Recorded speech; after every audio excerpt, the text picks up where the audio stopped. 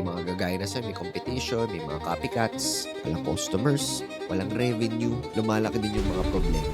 Ilang taon na pinaghirapan na wala ng isang snap. Tanong ko lang, nasan ka nung 2019? Bago mag-pandemic, bago mag-lockdown, bago magbago lahat, may mga tao nun na nasa peak ng buhay nila, kumikita, lumalago yung business, lahat umuunlad. May mga restaurants na pila hanggang labas. May mga bars na hindi ka makakapasok kung hindi ka nag-reserve. May mga franchises na patok na patok. Lahat gusto mag-invest. May isang bar sa poblasyon, sikat na sikat, laging puno. Diba? Living the dream yung owner. Diba? Parang ano na lang. Super passive. So, kitang-kita mo na nag-enjoy, kumikita, tapos proud sa ginagawa nila. Tapos isang araw, March 2020. I am placing the entire mainland of Luzon under quarantine. Nagdeklara na ng state of calamity sa buong bansa si Pangulong Duterte. The Philippine government is inclined to extend the implementation of the enhanced community quarantine. Extended ng 2 linggo ang Luzon lockdown. Sarado lahat. Walang customers, walang revenue. Pero yung renta, tuloy. Yung sahod, alam naman iwan mo sila, tuloy. Yung bayarin, tuloy. Yung bar, permanently closed. Hindi dahil pangit yung business, hindi rin dahil hindi marunong yung owner, kundi dahil may nangyari na wala siyang control. Isang event, isang pandemic, tapos na. At hindi lang siya, ilan sa atin dito yung naapektuhan? Ilang businesses ang nagsara, ilang taon na pinaghirapan na wala ng isang snap. Kasi isipin mo yung journey ng isang business owner. Nung nagsimula ka, excited ka. May idea ka, may passion, kumbaga. Sabi mo, kaya ko to. Tapos nag-start ka at doon mo na-realize mahirap pala siya. Kapital, mga permits, mga staff mo, suppliers, marketing. Hindi mo in-expect yung dami ng kailangan i-figure out. Pero in-enjoy mo kasi syempre ikaw yung boss, di ba? Na-excite ka, sarili mong oras, sarili mong rules.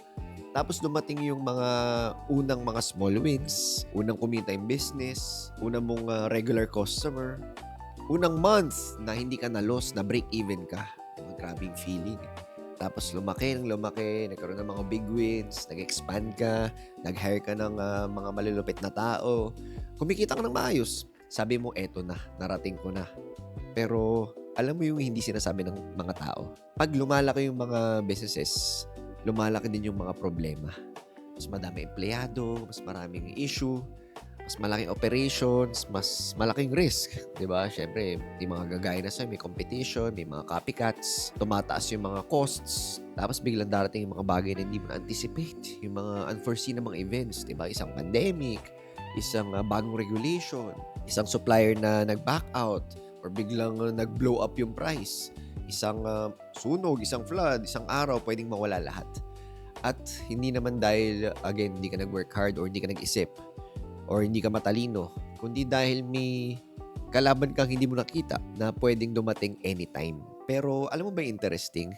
Habang marami ang nalugi nung pandemic, may mga tao na grabe. Grabe yung kita nila. As in all-time high. Hindi dahil malas yung isa at swerte siya, kundi iba lang yung business model nila. Meron yung mga nag-abang ng dip ng stocks, bumili ng mga mura.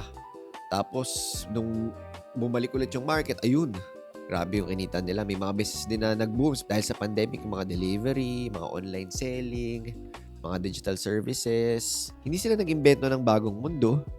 Nakaposisyon lang sila sa tamang lugar.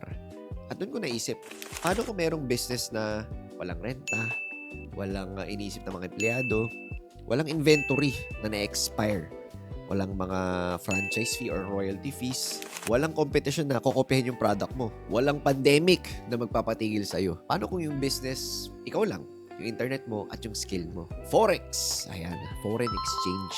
Sa pinakasimpleng explanation, bumibili ka at nagbebenta ka ng mga currencies. Parang money changer, pero online. Pwede mong gawin kahit saan, kahit kailan. Basta may internet ka, may cellphone ka. Pero hindi yun yung point ko Yung point ko ito. Forex is a business. At kung iti-treat mo siya as a business, kikita siya. Pero isipin mo na lang kung i-compare natin siya sa traditional na business. Sa Forex, renta, wala. Wala ka namang pipirmahan na lease, wala kang babayaran ng monthly rent. Yung office mo, yung phone mo lang. sa bahay mo or pwedeng pag nagsawa ka na sa bahay, sa coffee shop or kahit saan. Employees, sa Forex, wala. Ikaw lang. Wala kang babayaran na sahod. Hindi ka kakabahan pag parating na yung kinsenas at katapusan. At wala ka rin magiging HR ng mga problem. Walang magre-resign sa'yo ng biglaan. Inventory, wala din. Walang product na ma-expire. Walang stocks na mabubulok. Walang warehouse. Competition, nakokopyan yung product mo? Wala. Ang product mo kasi is ikaw. Yung system mo, yung skill mo. Walang makakapi nun. Pandemic, inflation, recession, hindi mo kalaban yan. Sa Forex, kumikita ka whether pataas or pababa ang market. Yung recession na pumapatay ng business ng iba, opportunity mo yan. At yung pinaka-importante, walang ceiling. Let's say, for example, sa franchise, meron kang cap. Diba, sa mga physical businesses, limited ka dun sa location mo, ilang upuan meron ka, ilang inventory. Sa Forex, yung market, bukas yan 24 hours a day, 5 days a week. Tapos, 7.5 trillion a day ang volume. At ang kailangan mo lang, skill, system, at discipline. So, nasan tayo ngayon? 2026, wala namang pandemic. Normal naman na ulit yung buhay. Pero marami sa atin, naghahanap pa rin. Naghahanap ng mga businesses na mag-work. Naghahanap ng way para magkaroon ng time freedom at financial freedom. Naghahanap ng something na hindi mawawala sa isang snap. May mga nag-try ng franchise, may mga nag-try ng online selling, di ba? May mga nag-try ng network marketing. May mga nag-try ng lahat, pero parang walang nag-click. At somewhere out there, may business na nag-e-exist na noon pa. Nandyan lang siya. Hindi naman siya nag-trend. Hindi naman siya nag-hype. Hindi naman siya nag-promise ng easy money or get rich quick. Tahimik lang siya. Naghihintay. Naghihintay sa mga willing mag-take action. Sa mga willing mag-treat nito as a real business, sa mga willing matuto, mag-build ng system at mag-stay, Forex has always been here. The question is, ikaw ba? Ready ka na ba? Kasi yung traditional business, hindi mawalang risk. Pwede ka pa rin malugi bukas sa kahit anong external factor na hindi mo kontrolado. Pero sa Forex, yung biggest risk mo, ikaw. Yung lack of system mo, yung lack of discipline mo, at yun ang nagbabago. Hindi ko sinasabing madali hindi katulad ng kahit anong business, may learning curve pa din. May mga struggle na mga face, may mga araw na gusto mong sumuko.